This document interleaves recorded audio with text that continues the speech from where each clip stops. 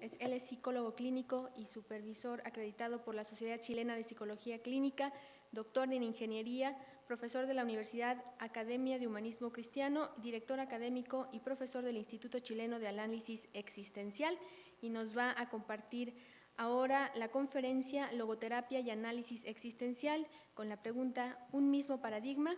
Demos un aplauso, por favor, a Gabriel Traverso.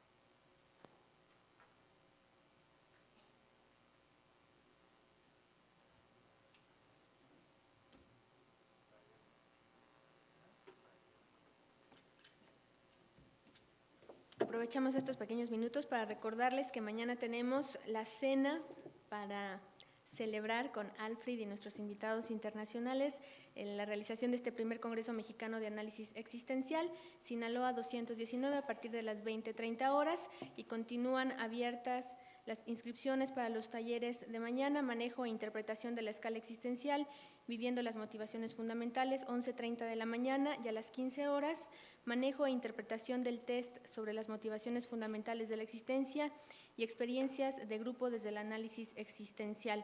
A la misma hora estará el doctor Alfred Langle, 11:30, en análisis existencial en vivo y supervisión de caso, y también Janel con Alfred en aplicación y práctica del método de análisis existencial personal, lo mismo que los trabajos libres con distintos temas. Ahora sí, con ustedes, Gabriel Traverso.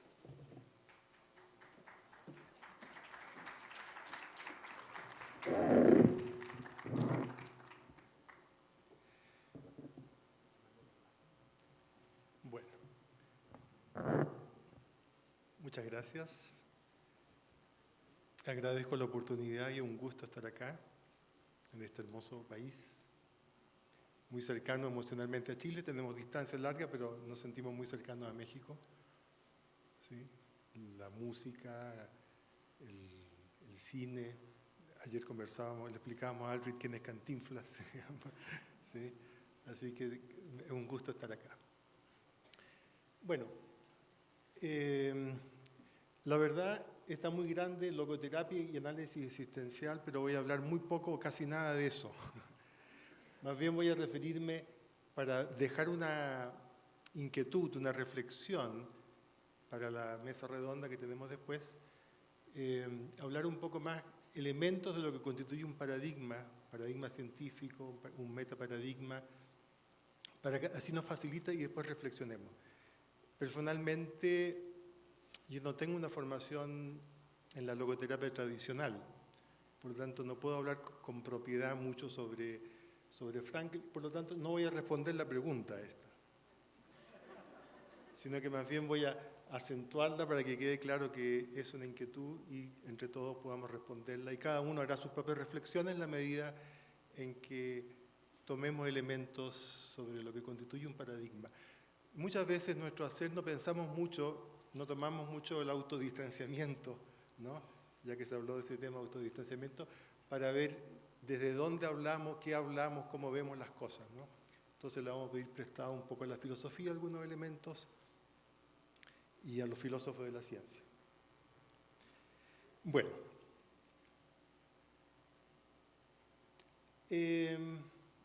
aquí pongo logoterapia LT, análisis existencial.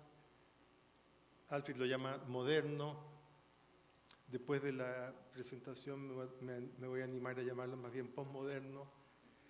Pero como ustedes ven, hay bastante distancia. Vuelvo atrás. Hay una cierta distancia, ¿no? Esa distancia que hay entre la logoterapia tradicional y el análisis existencial de la GLE, de la Sociedad de Análisis Existencial y Logoterapia, es producto de secuencias anecdóticas, históricas, o hay algo más. Hay una real continuidad de uno a otro, o hay un cambio de paradigma. Esa es la pregunta que nos dejamos insinuada, ¿no?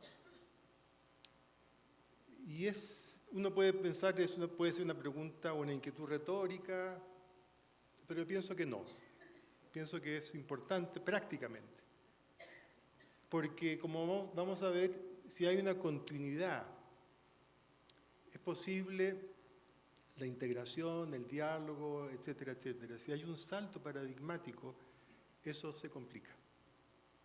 Por eso me parece que no es irrelevante, ¿no?, el plantearnos frente a este tema. Voy a usar la definición, o una de las definiciones que da el que introdujo el término paradigma y que ahora ya lo usamos mucho, que es Thomas Kuhn. Él decía en su libro La estructura de las revoluciones científicas, que paradigma científico es una constelación de logros, conceptos, valores, técnicas, etcétera, compartidos por una comunidad científica y usados por esta para definir problemas y soluciones legítimas, ¿no? Una sociedad, una agrupación, una sociedad, una comunidad científica, entonces los une un paradigma común, en lo cual hay teorías, hay prácticas, técnicas, hay formas de presentar, hay un lenguaje, ¿no?, común, y eso hace que de repente tengamos revistas específicas, digamos, que corresponden a un determinado paradigma científico y no nos interesa o no entendemos siquiera el lenguaje o los términos de revistas de otro paradigma científico. Eso es lo propio, sería. Una de las cosas que afirma Thomas Kuhn es que un nuevo paradigma es inconmensurable respecto al anterior. Eso es lo que dificulta, lo que hace difícil o imposible un diálogo realmente. Inconmensurable. No es posible evaluar desde un paradigma a otro. Thomas Kuhn estudió, en realidad él es un físico, pero que nunca ejerció, sino que mientras estudiaba, después de su tesis, fue invitado a hablar sobre aspectos de la física anterior y se daba cuenta de que era muy difícil desde su postura actual poder entender y comprender. Más bien la tendencia a ser crítico. ¿Cómo pudieron pensar tipos tan geniales como Newton, como Maxwell, las cosas que pensaron? Sí. Y entonces dice, en realidad desde el paradigma tengo que meterme en su cultura, en su lenguaje, etcétera, ¿no? Eso mismo pasa cuando uno interviene, por ejemplo, si alguien viene de otra formación y empieza a hacer preguntas, como que no nos llegan, no nos calzan, porque no entra en nuestro paradigma para poder desde ahí poder hablar, poder dialogar. Entonces ese es un tema importante, ¿no? Por eso que parece relevante poder tratar de comprender o de llegar a una conclusión si estamos en un mismo paradigma o no. Alejandro, al finalizar su intervención, él opinó que no son un mismo paradigma, ¿no? Eso entendí. Sin embargo, sigue intentando unirlo. Bueno, la perseverancia es un valor, ¿sí? Aquí vamos a hacer una extensión del concepto de un paradigma científico a un paradigma social, una extensión que hace otro físico teórico, Fritjof Capra, en el año 96, en el libro que se llama La trama de la vida, se tradujo con ese nombre. Él lo generaliza de esa forma: una constelación de conceptos, valores, percepciones y prácticas compartidos por una comunidad social, ya estamos hablando de una comunidad no científica, sino que más amplia, que conforman una particular visión de la realidad que a su vez es la base del modo en que dicha comunidad se organiza. ¿Sí? Si nosotros pensamos en grandes paradigmas sociales, podemos pensar, por ejemplo, en el animismo. Cuando llegan los españoles en la conquista, ellos vienen con el paradigma medieval y se encuentran acá con un paradigma animista, ¿no? Y nuevamente, conversando con Miguel, el esposo de Cuca, nos hacía ver el sincretismo como una característica del mexicano, ¿no? En que se une todo, se suma todo, que tal vez es muy andino eso, ¿no? No solamente en México, en que para poder entrar a la iglesia con su paradigma medieval, los pueblos originarios siguen siendo animistas, solamente que le agregan, ¿no?, Jesús, la Virgen, etcétera, etcétera, a sus prácticas animistas, digamos, eso es básicamente. Pero no cambian de paradigma social, básicamente lo integran, lo meten, lo suman, ¿no? Eso es un poco un tema.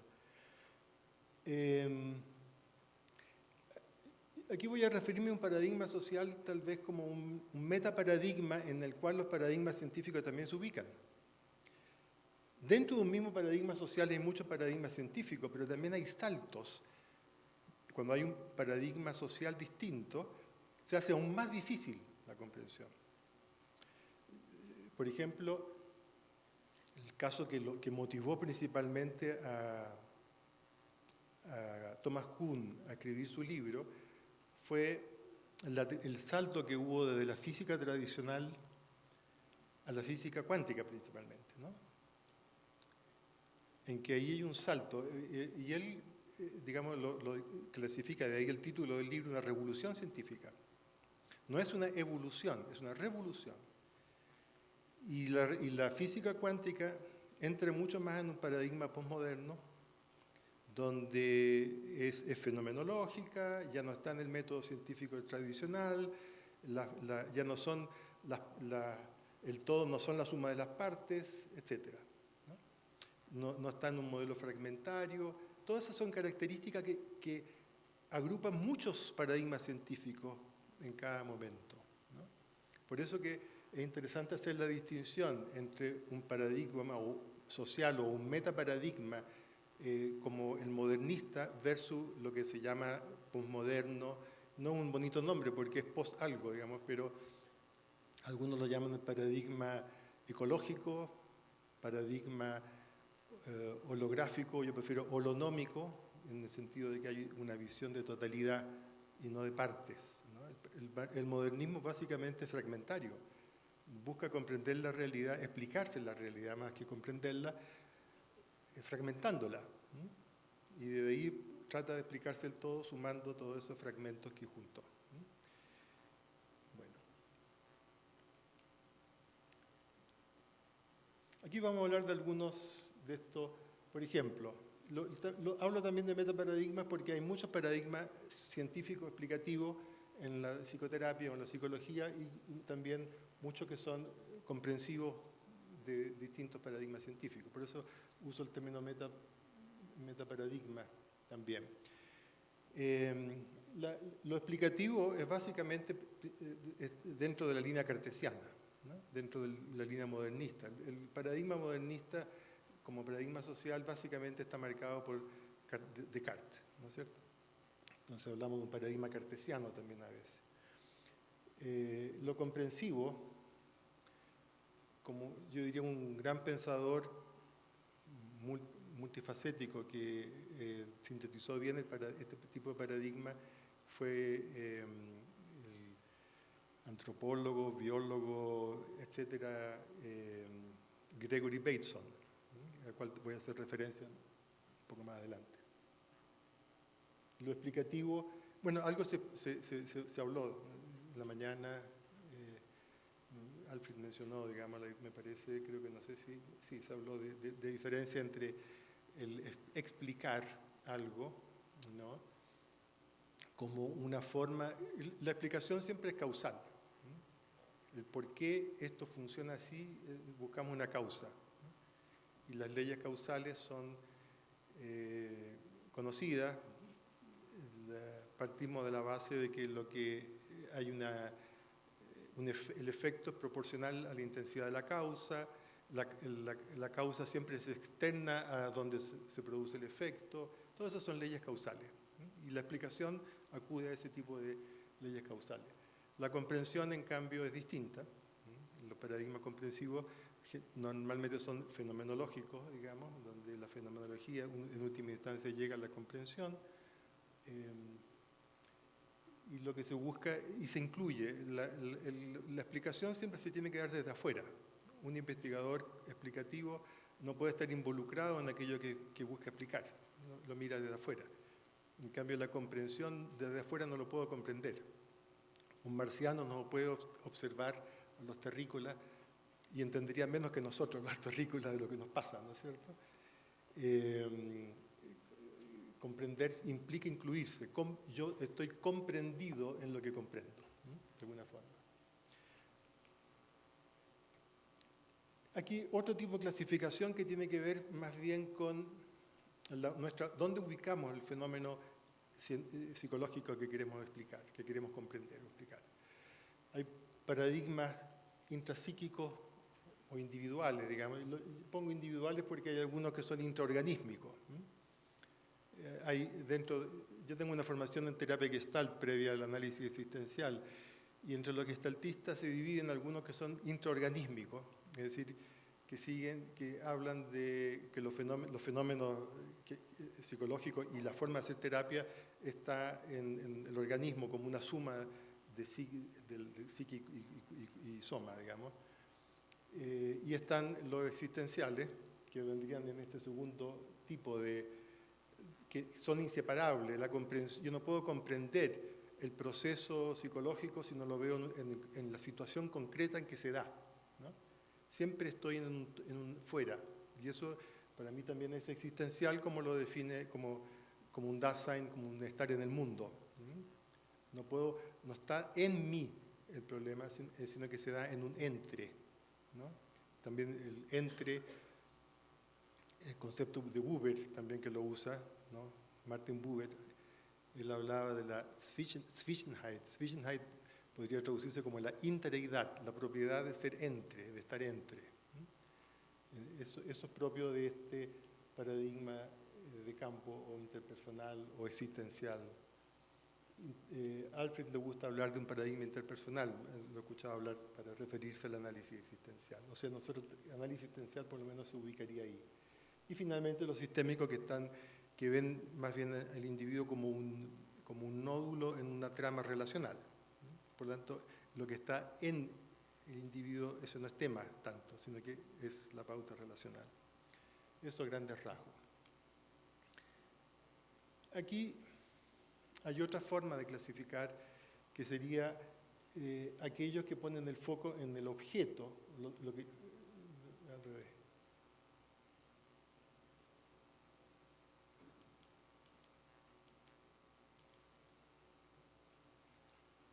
¿No quiere quedarse? Ese.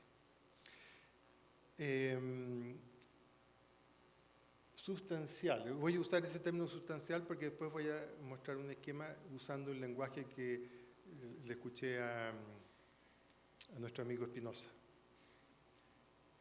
Y lo relacional, ¿verdad? También podríamos decir que lo sustancial, la mirada sustancial corresponde a un metaparadigma o un paradigma social de tipo moderno, ¿no? En que son los objetos las partes primarias, y lo relacional más bien posmoderno, ¿no? O como queramos llamarlo, un nuevo paradigma. Voy a referirme a esto y a esta diferencia, simplemente llamarlo moderno, posmoderno, digamos, según queramos poner como tema, como metaparadigma. Aquí voy a hablar entonces de este cambio del sustancialismo al relacionismo. Esto se lo debo a Alberto Spinoza, que usó eso, no recuerdo si fue en una charla, una conferencia o en un escrito de él o algo. Así que lo tomo prestado. Sustancialismo vendría a ser esa mirada en que lo central es el foco de los objetos, ¿no? Ustedes vayan pensando lo que son logoterapeutas, si se calzan más con uno con otro, digamos, dónde está un poco el tema. Sustancialismo, eso son objetos y vendría a ser lo primario. Esto corresponde mucho al modelo de las ciencias naturales del siglo XIX, hasta el siglo XIX, hasta, yo diría, previo a la física cuántica. La física cuántica ya deja de ser sustancialista y pasa a ser relacionista.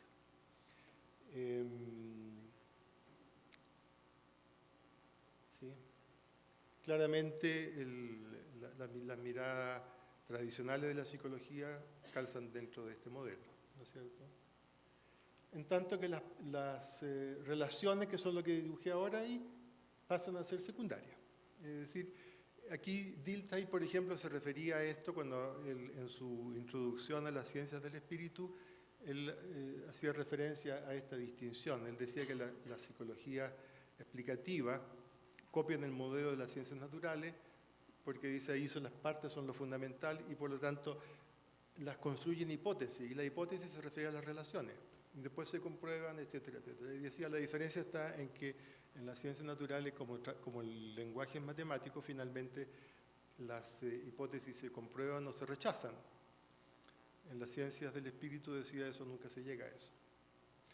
Pero decía, además, el error está en que en el tema de la ciencia del espíritu, o ciencia humana, como lo llamaríamos más en español, dice, lo primario, decía él, son las relaciones, no las partes. ¿No es cierto? Y ahí tenemos, dentro del relacionismo, entra que la relación es primario. Lo que tenemos en realidad es relación. Cuando nosotros ponemos partes en la psicología, son constructos. No son como en las ciencias naturales tradicionales, en que uno tiene partes que uno las ve, las puede medir, puede observarlas. Nosotros inventamos la inteligencia y después construimos test para medir la inteligencia. Pero ¿dónde está la inteligencia? ¿No es cierto? Es un constructo.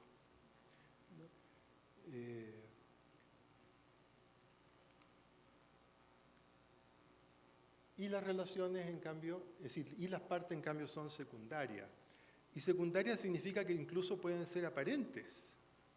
Podemos construir partes distintas según si juntamos otro tipo de relaciones, o dentro de esto vemos también sistemas relacionales. Cada parte también, nosotros, un organismo, un ser humano, también es un sistema relacional en que hay múltiples relaciones.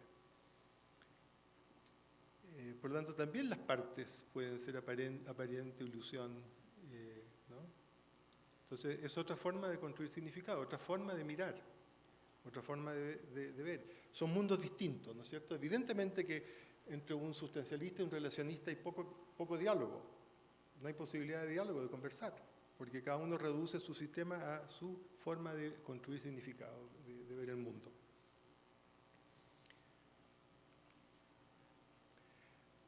Aquí tenemos entonces la mirada. En el caso del sustancialismo tenemos la autonomía, o en el mejor de los casos una heteronomía, que se basa en descripción analítica de lo que observamos. En cambio acá entramos en una holonomía, que es una ley de la totalidad. Es decir, porque esta suerte de sistema relacional no termina acá, ¿no? Cada una de estas partes sigue a su vez en una trama mucho más extensa y más permanente. Nosotros hacemos una abstracción para hacer, por ejemplo, de este sistema una parte, ¿no? O de este individuo una parte a su vez, ¿no? Cuando en realidad es parte de un sistema relacional mucho más amplio. Esto es importante de ver porque corresponde claramente a paradigmas muy distintos.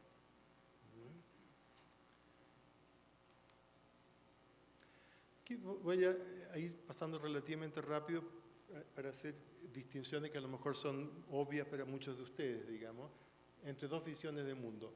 La visión de la ciencia moderna y la visión del mundo del holismo batesoniano, de Bateson, como una forma de referirme a lo que podría ser una mirada más posmoderna o más de otro paradigma actual. Las descripciones, por ejemplo, en un caso son abstractas, matemáticas, únicamente aquello que es medido es real. Eso corresponde, ¿no es cierto?, a este modelo cartesiano explicativo. ¿Sí? En cambio, desde esta otra mirada, las descripciones son una mezcla.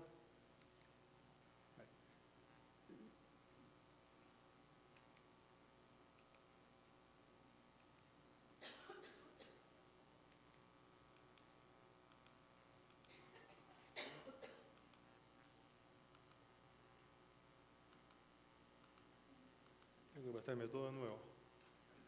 Así sirve de repaso. Está todo calculado, ¿no?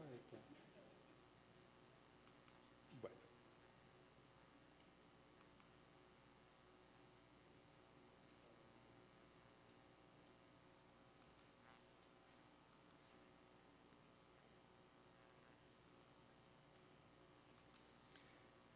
Las descripciones son una mezcla de lo abstracto y lo concreto. La calidad es prioritaria frente a la cantidad.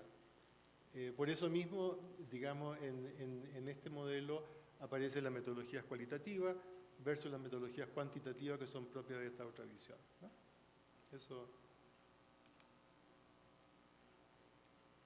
Otra cosa, ¿no es cierto?, clásico dentro de la mirada cartesiana es esta separación, esta dualidad mente-cuerpo, sujeto-objeto, etc., ¿no? Esa dualidad se rompe dentro de esta mirada.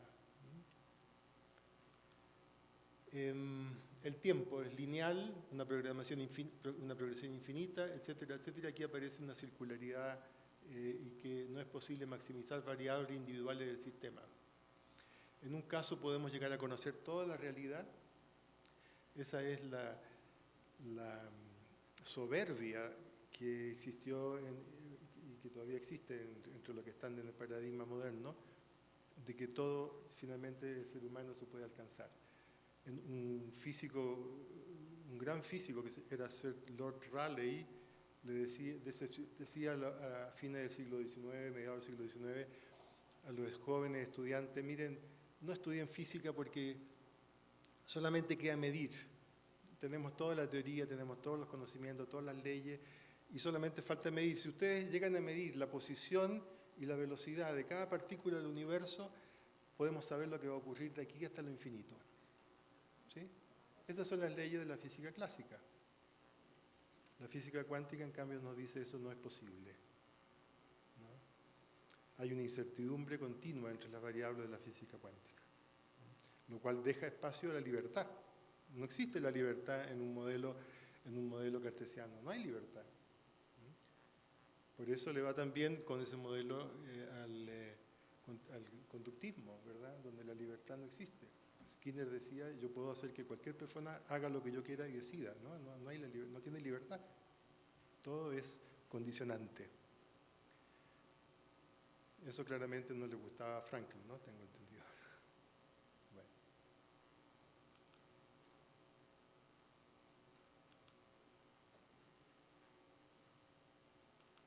Otro aspecto, digamos, relacionado con esto, la relación entre hecho y valor. No hay en la mirada cartesiana, sí lo hay, más bien no solamente están relacionadas, sino que son inseparables, un hecho y un valor. Eso abre perspectiva, digamos, a un tipo de investigación distinta, donde el investigador está involucrado con su realidad, particularmente esto en investigación-acción, por ejemplo, dentro de las metodologías cualitativas es fundamental. La naturaleza se conoce desde afuera y los fenómenos se examinan en abstracción de su contexto, el característico experimento. Para poder aislar las variables, ¿no es cierto?, hacemos experimentos. Eso en este enfoque no se da, los fenómenos solo se pueden conocer en su contexto. ¿Sí? Y esto ya no solamente se da en la ciencia del espíritu, sino que hoy en día en las ciencias naturales, como la ecología, digamos, eso es fundamental, ¿verdad? El objetivo es el control consciente, empírico de la naturaleza. Es la predicción, el poder predecir. Ese era el fuerte de la ciencia moderna. En cambio acá la mente inconsciente es primaria y el objetivo es la sabiduría, la belleza, la gracia. Bueno, esas son palabras de Bateson. Nosotros podemos usar otras, digamos, pero básicamente es un poco la idea. Por lo tanto, vemos en este paralelo que son dos mundos totalmente distintos lo que estamos viendo, ¿no es cierto? Desde una mirada y otra mirada son dos mundos diferentes. Aquí hay otra forma de ponerlo, el atomismo y holismo. Atomismo implica que yo para conocer tengo que buscar la unidad más pequeña siempre. Átomo significa en realidad indivisible. cuando la física quiere buscar el átomo, se encuentra que después de todo no era tan indivisible, sino que aparecen otras partículas que se llaman elementales, que a su vez las partículas elementales también están compuestas. Hay un físico premio Nobel, Gell-Mann, que es el creador del concepto de los quarks. Y fíjense ustedes, los quarks, que son en última instancia el elemento básico de la materia, no son de materia. Son solamente relaciones de energía. Por lo tanto, la materia, que es lo más sólido dentro del modelo tradicional, es apariencia. ¿Sí? Solamente relación. Interesante, ¿verdad? Eso a un físico tradicional no se lo pueden decir. Sin embargo, la gracia de la física es que eso se puede medir y se puede fundamentar. Únicamente la materia y el movimiento son reales. Y eso se ve hoy que ni siquiera eso es así. El todo no es más que la suma de sus partes, en cambio las totalidades tienen propiedades que las partes no tienen. Eso a nosotros hoy nos parece tan obvio, ¿verdad? Pero eso no lo era así hace un tiempo atrás. Bueno, todavía hay gente que lo ve de otra forma. Los sistemas vivientes son en principio reducibles a materia inorgánica. A final de cuentas, la naturaleza está muerta. Es decir, la vida es algo circunstancial que puede reducirse a sustancia inorgánica.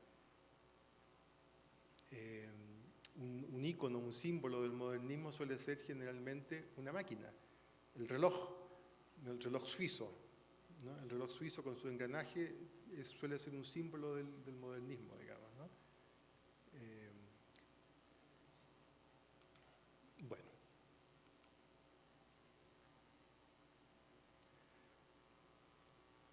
Y voy a hablar ahora para referirme a un tema del cual no hablamos mucho nosotros en análisis existencial, pero a mí me parece que es un tema que es bueno que empecemos a hablar, digamos, que es el concepto de hermenéutica. La hermenéutica en realidad es un concepto que hasta no hace tanto tiempo más bien se reducía a la interpretación de los libros sagrados. La hermenéutica como concepto filosófico aparece recién en los años 60. Y la cabeza, el pensador que está detrás es Hans-Georg Gadamer, discípulo de Heidegger. Normalmente se habla de la hermenéutica como la interpretación de textos. El arte, Heidegger en Ser y Tiempo, cuando habla de la fenomenología y le pone el apellido hermenéutica, habla de la hermenéutica como el arte de la interpretación, lo pone como arte de la interpretación. Ahora, si extendemos el concepto de texto, no solamente al texto escrito, sino que también al texto oral, al texto, y el texto oral puede ser incluso el no verbal, puede ser el gestual, también hay textos, ¿no es cierto? Ustedes con su grado de escucha, con su atención o con su estar en otra, etcétera, etcétera, me están comunicando. Yo lo puedo, es un texto para mí, me habla eso, ¿no? Por tanto, voy a entrar un poquito más en detalle. Una visión de hermenéutica que interpreta el sentido se pregunta por la verdad a la que responde el enunciado y que accede al lenguaje. El lenguaje en un sentido amplio, nuevamente, no solamente verbal. En la cultura griega, la hermenéutica no solo designa la dimensión sintáctica y semántica del lenguaje, se ocupa de la inteligibilidad en todas sus dimensiones y por eso incorpora también la pragmática. Más aún, también estudia el estilo, en tanto habilidad para comunicar o transmitir un sentido.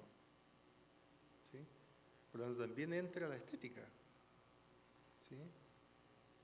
La hermenéutica.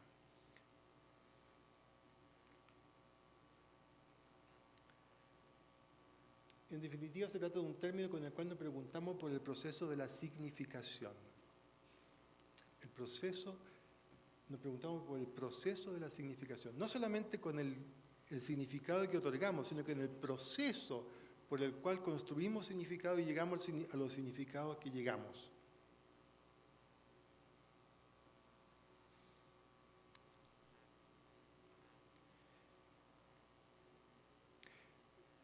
En la mañana, Alfred decía que ya el análisis existencial no está centrado en el logos, sino que en la persona, y se refería a la persona como al hablante, ¿no? Lo que habla en mí, o a través de mí. ¿Sí? Hablar es texto.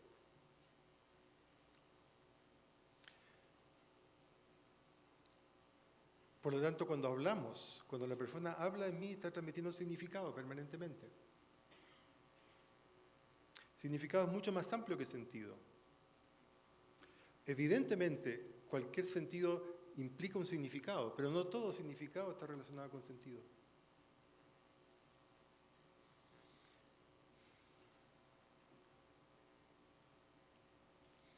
Alejandro habló antes del almuerzo sobre las motivaciones existenciales, que las repasó y las resumió Yanel hace un rato atrás también. Cuando se trabaja en análisis existencial con un paciente en las motivaciones existenciales, estamos centrados en el significado. Queremos escuchar a la persona que habla. ¿Cuáles son los significados que están? Cuando habló recién Yanel en el AEP de la emoción primaria, una emoción nos habla. Siempre hay un significado detrás. Queremos conocer ese significado, pero no solamente conocerlo, sino que cómo se llega a construir ese significado.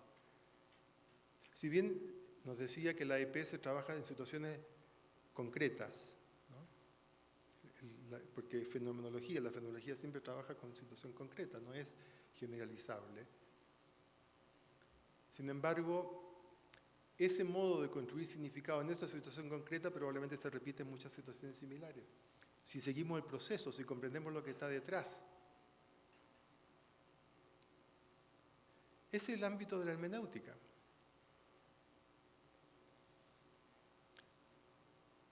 Por lo tanto, si bien es cierto que el método central del análisis existencial es fenomenología, detrás hay una epistemología y ontología hermenéutica.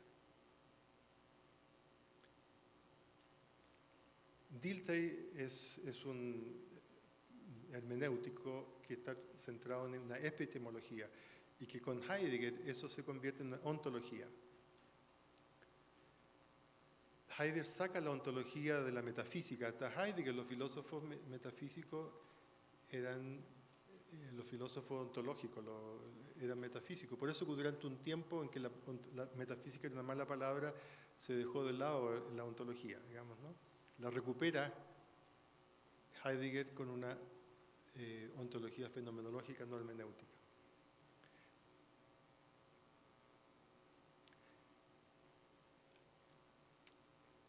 El proceso de significación. El trabajo de psicoterapia analítico-existencial, al menos, es un trabajo que está centrado en los significados, en el proceso de construir significado, en comprender también ese proceso y en ayudar al paciente en una resignificación, porque normalmente cuando está atrapado el tema patológico normalmente es un entrampamiento de significaciones, donde eso se contradice, por ejemplo, con lo que quiero, con lo que hago, con lo que me pasa, con esto, con lo otro, etcétera, etcétera, ¿no es cierto? Que afecta la voluntad, que hay capacidad de indecisiones, hay un montón de cosas, y eso tiene que ver con los procesos de significaciones. Y por lo tanto es importante que eso se reacomode, comprendamos el proceso de significación y poder entonces que pueda haber una resignificación acorde, coherente, consistente con lo que es el mundo de significado de su persona. ¿Sí?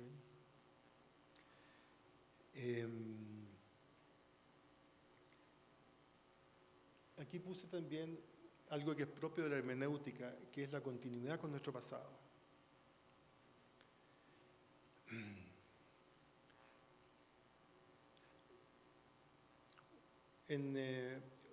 Cuando en la mañana resumió Alfred los métodos, no mencionó un método que a mí me parece muy interesante, muy importante, que es el método biográfico, ¿no? El método biográfico. El método biográfico es central, es poder comprender el proceso de significación actual en relación a la biografía, a las vivencias anteriores. La hermenéutica siempre recoge lo anterior. Nosotros, cuando anunciamos un juicio ahora, Gadamer decía, detrás de todo juicio siempre hay un prejuicio. Tenemos siempre un juicio previo sobre el cual apoyamos cualquier juicio, en realidad. Aunque queramos ser fenomenólogos con una epogée absoluta, digamos, eso no existe, una epogée absoluta. No podemos hacerlo, por eso que necesitamos la deconstrucción final, ¿no? etcétera, etcétera, para poder aún así tratar de sacar todo aquello que se pasó entre medio de la epogée nuestra. Por eso que es importante rescatar eso, ¿no? El método biográfico, la comprensión del otro, la comprensión de lo anterior, de lo que pasa. Si no, no logramos comprender bien al otro. No podemos comprender al otro si no voy más atrás. Tengo entendido que uno de los otros motivos del rompimiento de Frankl con Laglaie fue el método biográfico, ¿no? El tema de la biografía. Creo que antes de un congreso en Hannover donde se iba a hablar de la biografía apareció este quiebre. Así que, bueno, quiero dejarlo hasta acá para no seguir enredándolo y complicándolo. Como ustedes ven, no hablé mucho de análisis existencial y prácticamente nada de logoterapia porque no sé mucho tampoco. Pienso que quedarnos en la hermenéutica, por eso lo dejé para el final, también nos acerca a otras corrientes importantes. Yo diría, bueno, hay una hermenéutica implícita, tal como hay una hermenéutica implícita hasta ahora, digamos, en el análisis existencial. Se mencionaba la terapia rogeriana, creo que también hay estudios también de una hermenéutica implícita en terapia rogeriana, pero hay una hermenéutica bien explícita en el construccionismo social, por ejemplo. Yo creo que hay grandes elementos de acercamiento entre el análisis existencial y el construccionismo social. Creo que hay un amplio campo donde podemos también acercarnos en el tema hermenéutico, porque también hay un tema técnico, hay un tema también metodológico, digamos, que se puede complementar mucho con el tema con el tema fenomenológico y sobre todo hermenéutico. La fenomenología sigue siendo el eje desde el punto de vista del cómo procedemos, pero la base, de fondo, detrás, digamos, está una hermenéutica que busca ya no la comprensión es fenomenológica. Hasta Dilthey buscaba la comprensión hermenéutica, pero para Heidegger la comprensión ya es un modo de existir. El comprender es un existencial para Heidegger. Por lo tanto, es un modo de el ser humano necesita comprender, vive en su comprensión. Lo que busca la hermenéutica con respecto a la comprensión es interpretar, es poder interpretar el proceso de comprender. Y ese trabajo hermenéutico es necesario, lo hacemos en psicoterapia, pero si lo tenemos presente, de que buscamos eso, nos facilita y nos ayuda, pienso yo, a ese trabajo. Muy bien, creo que eso sería para redondear el tema.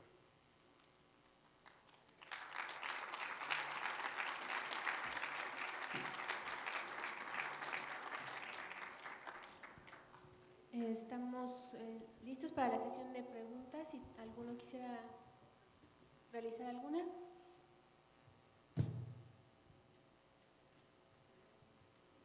Nos dejaste sin preguntas. Bueno, son preguntas para la mesa redonda entonces. Hola.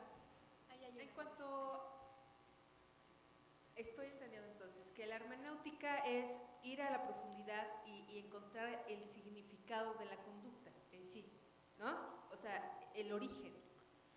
Comprender más bien el proceso de significación, ¿no? Claro. Okay. Cómo la persona llega a construir significado, llega a su significado y la forma que se conduce. Y ahí nos puede ayudar evidentemente el método fenomenológico, si eso lo hacemos, digamos, ¿no? ¿Y esto se da en la somatización? ¿Te da qué? ¿En la somatización? No te entiendo. O sea, cuando hay una somatización, desde ahí se puede... Sí, claro. Los síntomas son textos también. Y por lo tanto, se requieren interpretar y trabajar sobre ellos, ¿no? ¿Qué significa para la persona? Es lo que tiene y lo que está, es un mundo, digamos, de texto, ¿sí? Gracias. ¿Alguna pregunta más? ¿Cuál sería la posición de un analista existencial en esta cuestión de la hermenéutica, ¿no? Yo entiendo que la hermenéutica es un interpretar cómo están sucediendo las cosas en relación con la persona que está frente a mí. Y bueno, no va a suceder lo mismo conmigo, yo siendo terapeuta, ¿no? No va a suceder lo mismo conmigo que con otra persona. Entonces, creo que es un deber devolver lo que nos va impresionando de estar en relación con esta persona. La cuestión es, ¿en qué posición está el analista existencial de devolver esto, ¿no? Bueno, ¿es válido devolverlo? Y de ser así, ¿cómo se hace? Sí. En el análisis existencial es similar a lo que ocurre, pienso yo, en varias corrientes como la Gestalt, por ejemplo, donde interpretar es una mala palabra, porque relacionamos interpretar con psicoanálisis, por ejemplo, porque esas son meta-hermenéutica, ¿verdad? Son una hermenéutica que se basa en explicar desde una teoría. No estoy entrando en el mundo de significaciones del paciente, en el cual desde ahí deduzco, y por lo tanto ahí es una co-construcción que vamos haciendo, entrando con el paciente. No soy yo el que interpreta desde afuera, ¿no? desde arriba, sino que se va dando en ese diálogo terapéutico, y de ahí van apareciendo cómo, cuándo, por qué. Profundizamos, ¿no es cierto?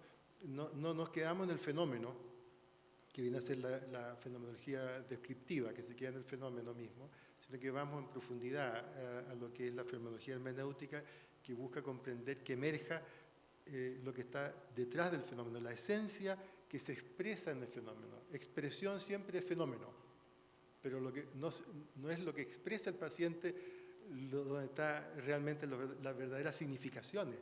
Las significaciones, la cual vamos, no son del texto verbal, necesariamente de lo que dice que le pasa o lo que tiene, sino que tenemos que ayudar a que eso emerja, y eso se da hay que tener mucha paciencia, digamos, para trabajar fenomenológica y hermenéuticamente.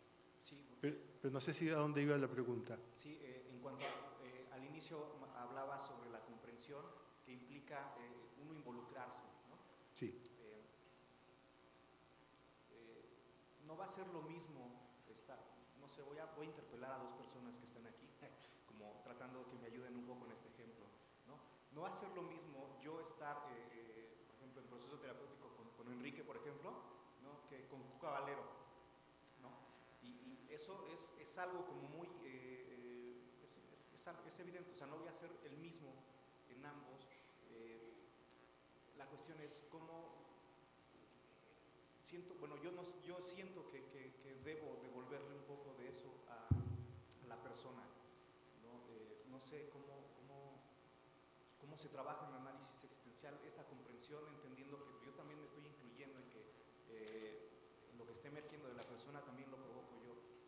Claro, yo no miro desde afuera, por lo tanto el proceso de comprensión es mutuo, se va dando en parte igual. a lo más voy un metro antes, digamos, ¿no? Puede ser lo que se refería Alfred en la mañana como el estar un paso adelante, digamos, ¿no? Eso es todo, pero desde ahí ayudo, facilito que el otro vea, observe, comprenda, pero va de la mano. Si una significación, si una comprensión, si una interpretación no es correspondido, no es tomado por el paciente, hay que dejarla, ¿no? Evidentemente, ¿no? ¿Sí? Me queda claro, gracias. Bueno. Una última pregunta allá atrás.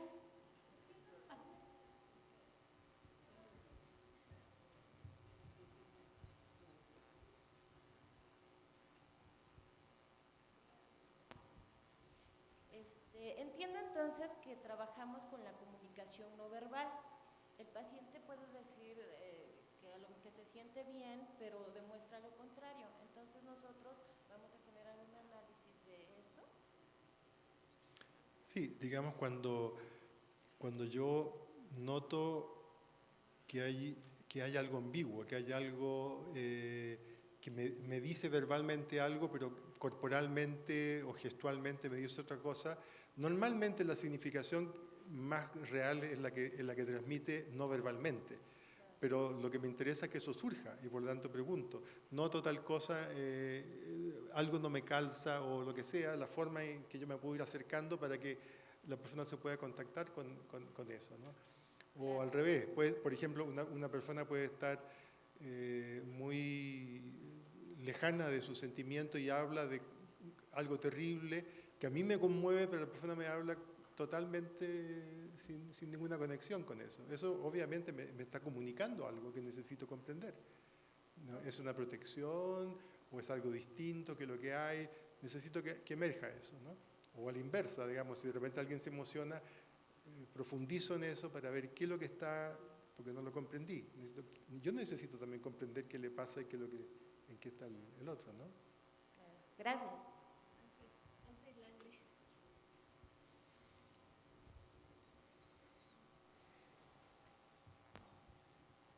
Gracias, Gabriel. Fueron reflexiones muy valiosas y válidas. A mí me viene la pregunta de su ponencia que preguntaste tú en la ponencia. La pregunta, ¿logoterapia y análisis existencial son el mismo paradigma o no? Y bueno, yo dije que sentido y significado, ¿cómo se relaciona eso? ¿Tienes una idea o una explicación? Sí, yo dije que durante la ponencia no iba a hablar de eso, pero ya terminó la ponencia. Así que off the record, para mí claramente son paradigmas distintos, ¿sí? Paradigmas distintos. Yo pienso que en muchos de los aspectos, ¿no? En muchos de los aspectos que he mencionado, yo creo que muchos se pueden reconocer diferencias paradigmáticas, lo que no significa que Frankl fue, de mi punto de vista, un puente, un intermediario, digamos, que se sale del modernismo, pero sin entrar plenamente en una visión distinta. Desde ese punto de vista, es como un precursor, podríamos decir, pero no hay mucha metafísica en Frankl, hay muchos elementos todavía que calzan más en una visión de un metaparadigma moderno que posmoderno. Como también pienso que el análisis existencial tiene que dar algún paso todavía, ¿no? en esa dirección, pero claramente para mí son paradigmas distintos. Y de ese punto de vista yo puedo comprender más bien la distancia que hay hoy, más que por lo anecdótico. Yo pienso que lo anecdótico con el tiempo se va a ir, que alguien se ofendió, que la familia Frankl, que esto, porque el libro tal, porque todo eso para mí es anécdota. Yo creo que más bien hay una no comprensión. Es como lo que le pasó probablemente a Husserl cuando Heidegger le llevó su libro y al final tuvo que pedirle la señora a Heidegger que fuera a explicarle qué es lo que había querido decir, digamos, con su libro, o Jung con el psicoanálisis, con Freud. Son saltos paradigmáticos, son revoluciones científicas, entonces desde el anterior no puedo comprender, son inconmensurables. Entonces yo pienso que eso es el tema principal dentro de, ¿no? Esa, por lo menos mi punto de vista, pero yo lo pensaba para que eso sea un diálogo, una conversación entre varios, ¿no? Yo pienso que son paradigmas distintos. ¿Sí? Bueno. Muchísimas gracias. Muchas gracias a ustedes.